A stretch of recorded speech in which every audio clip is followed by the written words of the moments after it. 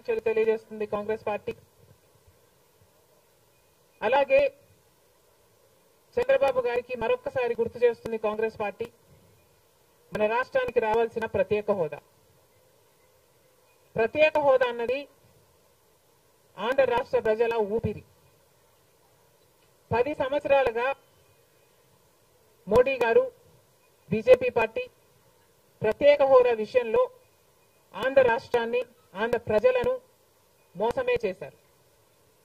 10 సంవత్సరాల క్రితము ఎలక్షన్లకు ముందు మోడీ గారు వచ్చినప్పుడు 10 సంవత్సరాలు ప్రత్యేక హోదా ఇస్తాము అని తిరుపతిలో మాట ఇవ్వడం జరిగింది మోడీ గారు.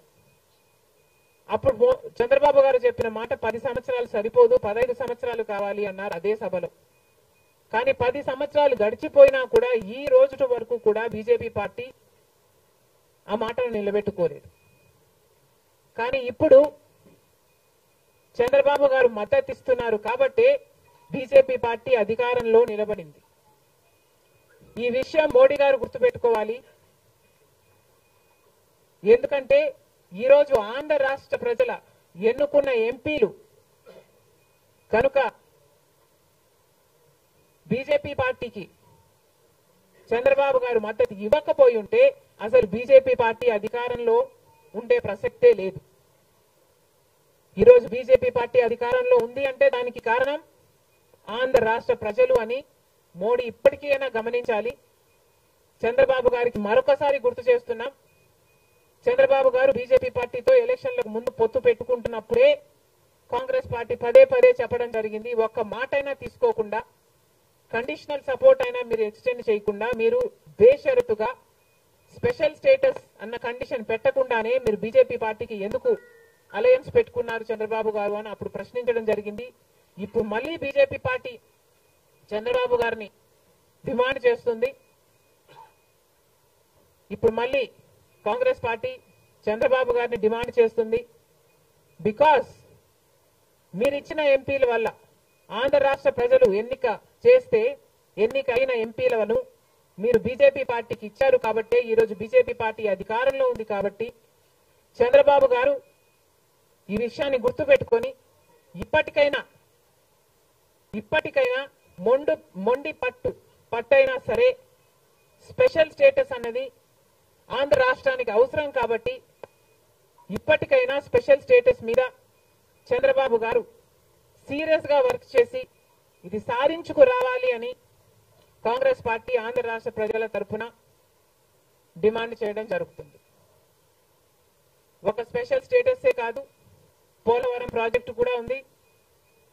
పోలవరం ప్రాజెక్టుకు చంద్రబాబు గారు 2 రోజుల క్రితం వెళ్లడం జరిగింది.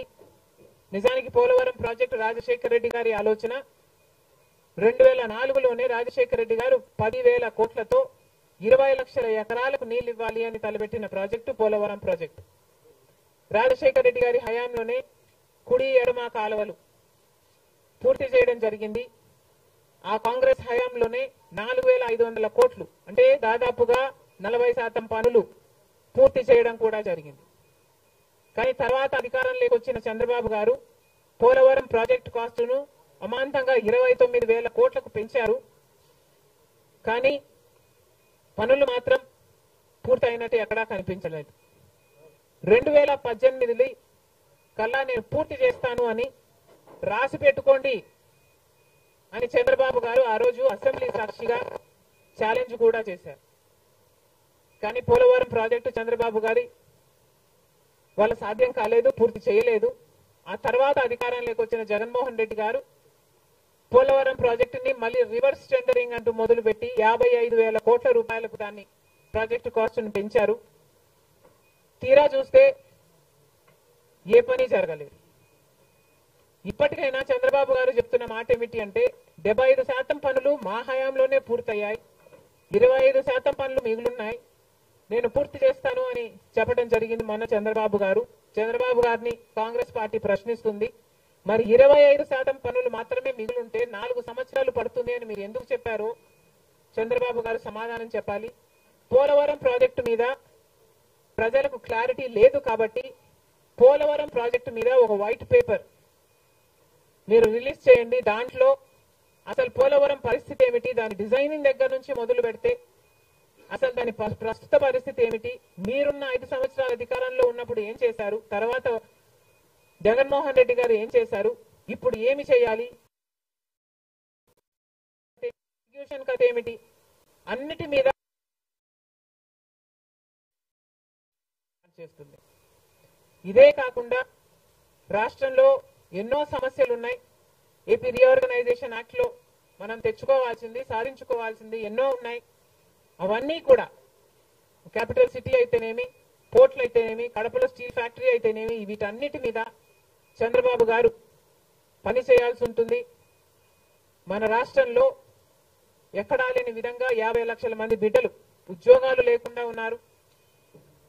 ఇవన్నీ దృష్టిలో పెట్టుకొని చంద్రబాబు గారు ప్రజలకు ఒక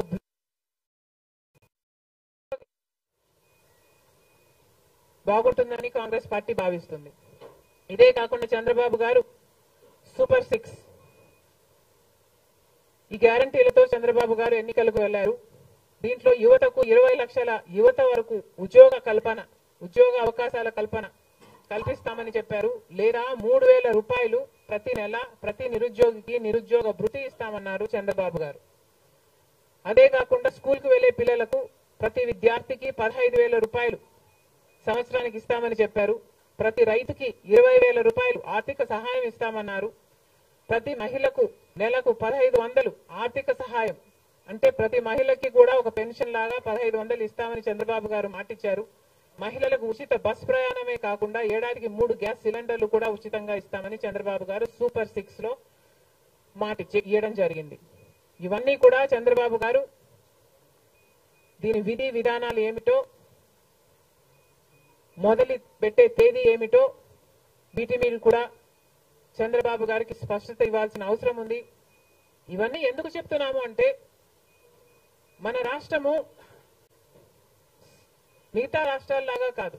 మన రాష్ట్రము చాలా వెనకబడి ఉన్న రాష్ట్రం. వెంటనే పని చేయాల్సిన అవసరం ఉంది కాబట్టి మేము చంద్రబాబు గారిని, మన రాష్ట్రము ఒక స్పెషల్ చైల్డ్ కి కావాల్సిన నీడ్స్ మన రాష్ట్రానికి ఉన్నాయి కాబట్టి కనీసం మీరు ఇప్పుడే గెలిచారు, ఆ విషయం మాకు కూడా తెలుసు. కానీ హనీమూన్ పీరియడ్ కూడా మీరు తీసుకునే పరిస్థితి లేదు. వెంటనే పనిలోకి దిగాలి, ఇవన్నీ చెయ్యాలి, మొదలు పెట్టాలి అని కాంగ్రెస్ పార్టీ చంద్రబాబు గారికి సూచిస్తుంది. అంతేకాదు కాంగ్రెస్ పార్టీ తరఫున మేమందరం కూడా ప్రజల పక్షాన నిలబడుతూనే ఉంటాం. ప్రత్యేక హోదా గురించి అయితేనేమి, ఆంధ్ర రాష్ట్ర బిడ్డల భవిష్యత్తు గురించి అయితేనేమి కొట్లాడు వైఫల్యాలను ఎత్తి చూపుతూనే ఉంటాం. ఒక కన్స్ట్రక్టివ్ అపోజిషన్ గా కాంగ్రెస్ పార్టీ నిలుస్తుందని ఆంధ్ర రాష్ట్ర ప్రజలకు మరొకసారి ఏపీపీసీసీ మాటిస్తుంది. Thank you.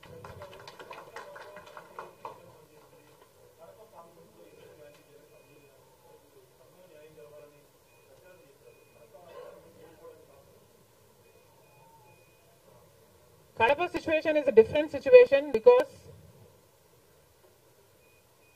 కడపలో ఎంపీ ఉన్నాడు, ఎమ్మెల్యే ఉన్నాడు, అధికార పక్షం. అక్కడున్న ప్రజలు భయభ్రాంతులు గురై బ్రతుకుతున్న ప్రజలు. ప్రభుత్వానికి వ్యతిరేకంగా అంటే యువజన శ్రామిక రైతు పార్టీకి వ్యతిరేకంగా పనిచేస్తే